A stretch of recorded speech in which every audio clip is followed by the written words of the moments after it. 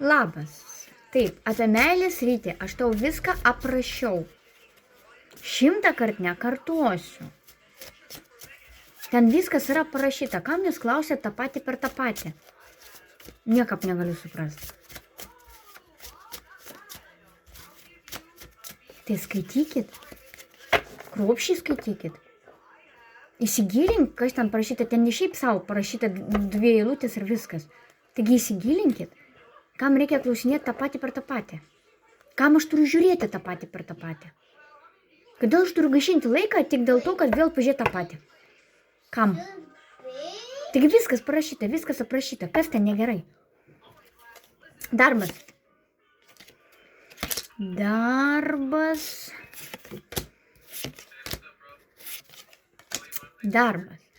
Dabar kas su darbu? Arba tu nori grįžti iš kažkokį tai seną darbą, arba tu nori iš jo išeiti. Nėra taip, kad jis tau nepatiktų. Jis tau patinka. Darbas judrus. Bet kažkaip tai norisi išeiti. Gal per judrus, pavyzdžiui, darbas, ar ne? Darbas nėra blogas, ar ne? Jis atneša pinigėlį. Va tiek, kad darbas gal labai judrus, kad galbūt tu apskritai ne pirmą kartą šitą darbą grįžai, ar ne? Ta prasme, bet va tas grįžimas, jeigu tu, tarkim, grįžai į kažkokias tai senesnį darbą, ar ne pirmą kartą galbūt dirbai, tai norėsi išeiti. Nors darbas tau patinka. Labai daug svajoji. Labai daug kuri iliuzijų. Tai tu nekurk iliuzijų. Sukūrei vieną iliuziją, įgyvendink. Pagalvoji, pavyzdžiui, kad nori bandelės kept. Eik iškepk. Eik iškepk namie tą vieną bandelę. Pažiūrėk, kaip tau sekasi, kiek tu turi žinių, kaip tau išeina. Kur problema? Kam kurti iliuzijas? Kuri iliuzijas ir po to pati save pakabini. Aš nežinau, ko noriu dirbti, aš nežinau, kaip noriu dirbti ir kada. Tai pabandyk. Pasaulis laisvas, ką nori, tą darai. Bandyk vieną sritį, antrą sritį, trečią sritį ir taip toliau. Nepamiršk, darbų mažėja ir jų tik mažės. Kodėl? Ateina robotai. Žiūrėk, kasų jau nebėra. Taip. Parduotuvėje daug dievė 1-2 kasos, kur yra kasininkė. O dabar jos visos mechanizuotos, automatizuotos, taip. Valytojos lygiai taip pat išnyksta ir valytojos. Todėl, kad yra irgi robotai, kurie irgi viską valo. Ir kitos rytis irgi jos pabiški nyks. Tai, kad arba tu pati kažką darai, o nesėdi ir svajoji, nes laiko tikrai viską išmėginti yra nedaug. Nes viskas keičiasi ir labai stipriai keičiasi. Ir jeigu nori kažko pasiekti, tai turi daryti. Ir čia ne aš tau turiu pasakyti, ką tu darysi. Tu pati turi pasakyti savo. Ei, davai, viskas pradedam daryti, darom. Supranti? Darysi, seksis, nedarysi. Nesiseks. Viskas. Čia tik nuo tavęs viskas priklauso. Ką tu ir kur darysi? Ne nuo manęs, ką aš tau pasakysiu. Tarkim, aš tau pasakysiu, kad tu darysi. Nu, viso reiškia, galima daryti. Ne. Ta prasme, aš nežinau net ar tu tai darysi. Todėl, kad, pas tau daugiau iliuzijų negu darbo. Bet jeigu darytum, tai viskas būtų gerai. Bet čia nereikia laukti mano pritarimo, kad aš pritarčiau, kad tu turi kažką daryti. Tai yra, pirmin. Ne, taip neveikia.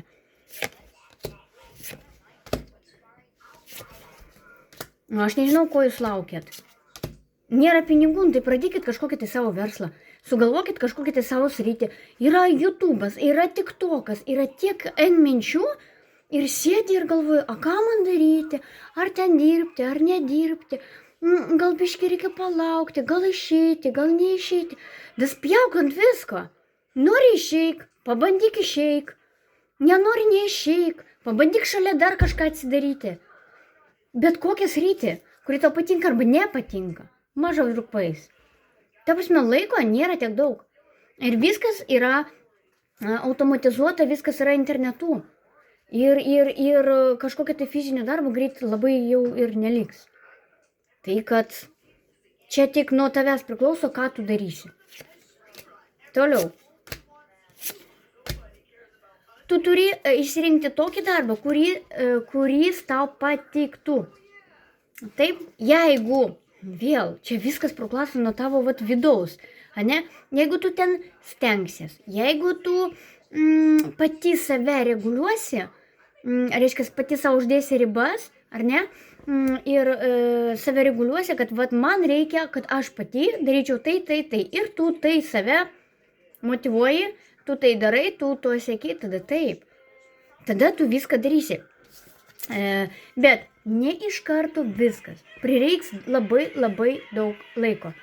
Tai nebus, kad 1, 2, 3 ir aš pasiekiau, ko noriu. Ne, taip neišeina. Kol kas, ar tu dirbsi pagal savo specialybę, nėra tokio, kad tu dirbsi ir nėra tokio, kad tu nedirbsi. Todėl, kad viskas priklauso nuo tavęs. Kol tu apsispręsi, kol tu save užmotyvuosi, kol ten tas, nėra taip, tu imsi ir dirbsi. Supranti? Todėl, kad, taip yra. Čia ne nuo manęs priklauso. Toliau. Vis tiek reikia ieškoti, ką tu nori, kas tau patinka. Todėl, kad tu, nežinau, labai daug 7, todėl, kad tu labai kažkuria prasme mėgsti gudrauti, mėgsti gal nusimuilint, gal dar, aš nežinau, aš nenoriu kapstyti visų šitų šūdų. Faktas tame, kad tu su savim elgiesi neteisingai. Tu nemėgsti gal tiesos, gal nemėgsti viską gražiai. Nežinau, aš ko tu nemėgsti, nes 7 kardai tai melas, apgaulės, kažkokia nėra kontrolės, tai yra gudravimai, apėjimas, visko apėjimas. Supranti, galbūt tau reikia kaip tik taip elgtis, kad gauti gerą uždarbį. Pavyzdžiui, atsidaryti kažkokią tai savo sritį, kuri tau patinka, ar ne? Ir kadangi, pavyzdžiui, tu moki gerai mąstyti, pavyzdžiui, tu moki gerai kalbėti, ar ne? Ir ten paprastai įsisukti. Dabar laikai tikrai geri kažką pradėti ir suktis. Ir reikia turėti gerą liežuvį ir mąstymą. Ir vėl, tai tik nuo tavęs priklauso, ar tu tai darysi. Aš tau nežadu, kad tu tai darysi, bet jeigu pradėtum, gali būti ir geri vaisiai. Toliau. Nerasi iš karto sau patinkančios srities. Gali būti, kad kažkokia sritis, pavyzdžiui, kuri tau atrodytų faina, labai greit tave įsekins ir tu labai greit nusivilsi. Aš ne taip ją įsivaizdavau, aš ją kitaip įsivaizdavau, viskas ne taip, viskas netinka. Aš čia pavargstu, pavyzdžiui, galbūt norėsi keisti darbą, ar ne? Ir pradžioj tau atrodys, kad jis, vau, o po to tu labai nusivilsi. Pavyzdžiui, ten kolektyvas bus blogas, ar ne? Pavyzdžiui, ten labai pavargsi, todėl kad daug darbo, arba tu neišmanysi to darbo ir dėl to daug energijos teks eikvoti, ar ne? Irgi, ir kas, kad tu eisi per keletą darbų? Eik, bandyk. Kodėl tai yra blogai bandyti vieną darbą pabandyti, antrą darbą pabandyti, trečią darbą pabandyti? Kažkur tai tau pasiseks. Kažkur tai, supranti? Jeigu tu sau leisi tobulėti, tai tu ir tobulėsi. Tau po to seksis, bet reikia, kad tu pati norėtum vystytis, taip? Po to galėsi save parodyti, save įrodyti, ar ne? Bet mokytis reikia daug. Tai nebus taip 1, 2, 3 ir aš darau. Netgi nesvarbu, kad tu turi profesiją. Pagal ją irgi reikia mokytis. Jos reikia irgi mokytis. To amato irgi reikia mokytis. Tai ateina su patirtim. Ir patirtis durnų motina, ar ne? Jeigu stengsis, kažkur pavyks, kažkur nepavyks. Bet aš manau, tu susitvarkysi puikiai, jeigu stengsis. Viskas bus gana neblogai.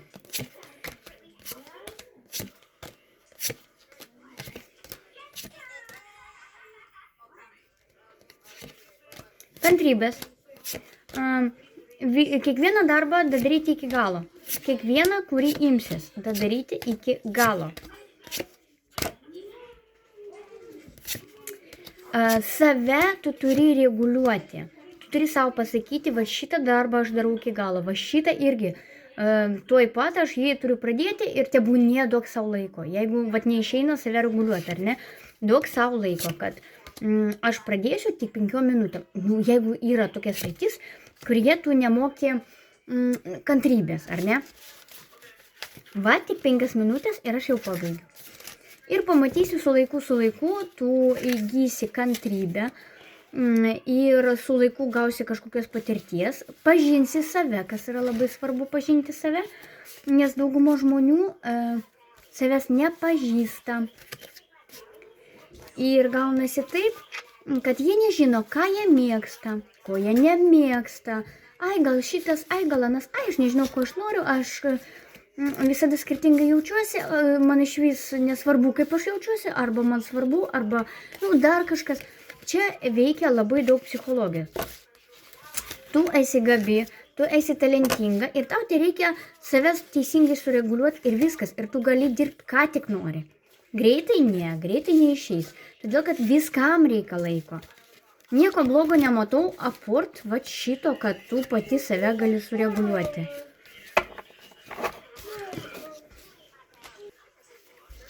Toliau, santykiai. Tau ten viskas aprašyta. Viskas yra aprašyta apie tavo santykius.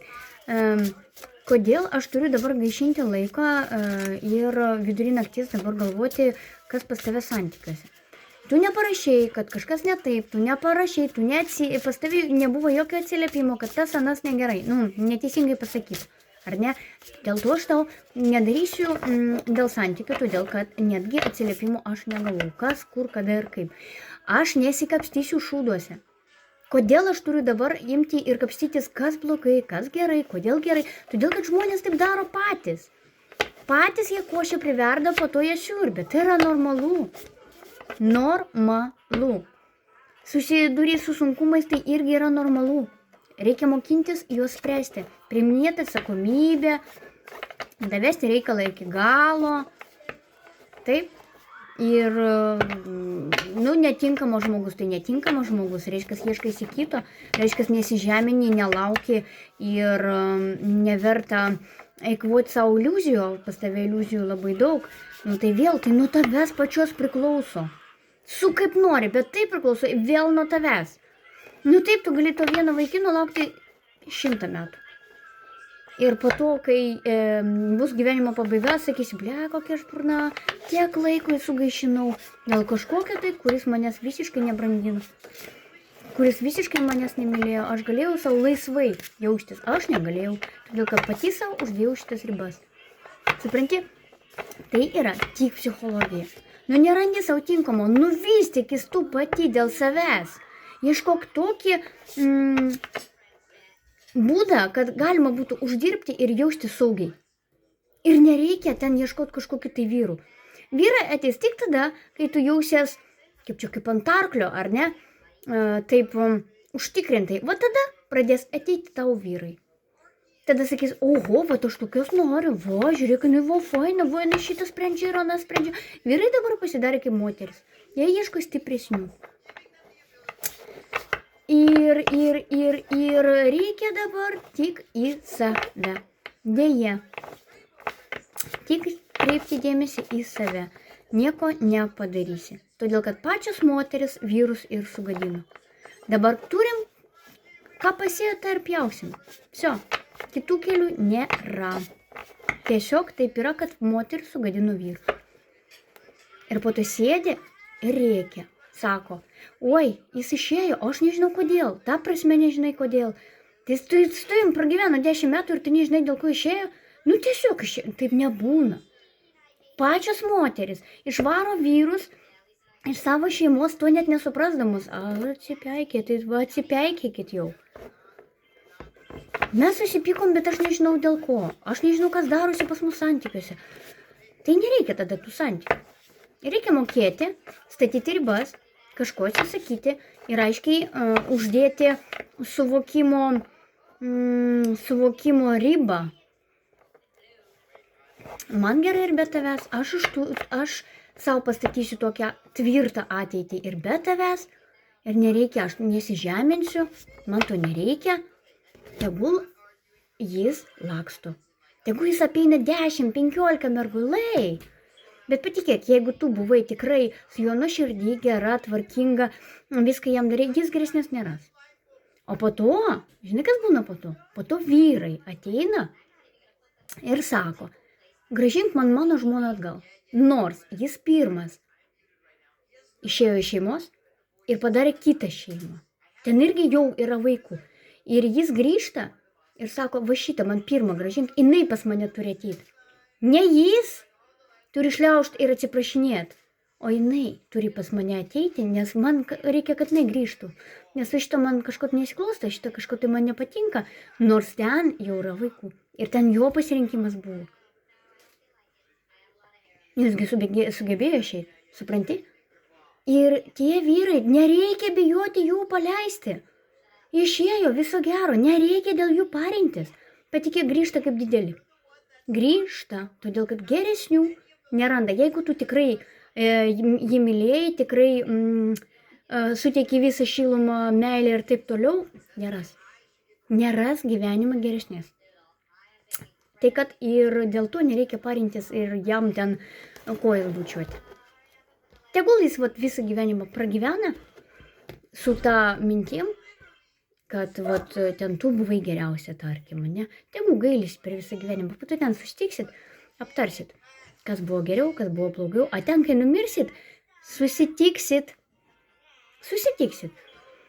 Ir aptarsit, kas, kur, kada ir kaip, ir tada sėdėsit, žvengsit, sakysit, vargas tu mano, kaip aš galėjau šio žemėje iš visą tave žiūrėti. Arba atvirkščiai, ar ne? Kaip aš galėjau alpti dėl tavęs, tu visiškai kitoks, aš nesuprantu, kas man tam kūne buvo, kad ko taip aš jaudinausi, ko aš taip norėjau iš tavęs.